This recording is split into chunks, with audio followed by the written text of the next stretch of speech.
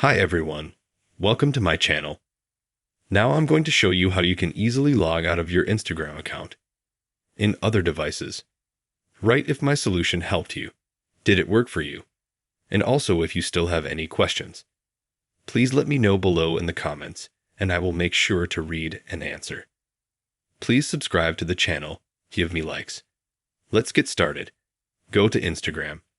Open your profile. Then click on the top right corner on the three bars, Settings and Privacy, Account Center. Here you click Password and Security. Then you select your Instagram profile. And this is where a lot of different devices that we've ever logged into our Instagram account come up. If you find a device that you've never logged in from and you want to delete it, you'll need to scroll down to the bottom.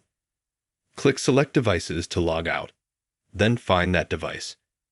Let's say this Windows, and then click Log Out from that device. And if you want to log out all devices, select All. And you log out from 23 devices, the account from this Instagram profile. Click Log Out and log out. And that's how simple and easy it is to do all of this. If you liked this video, subscribe to the channel. Give us a like.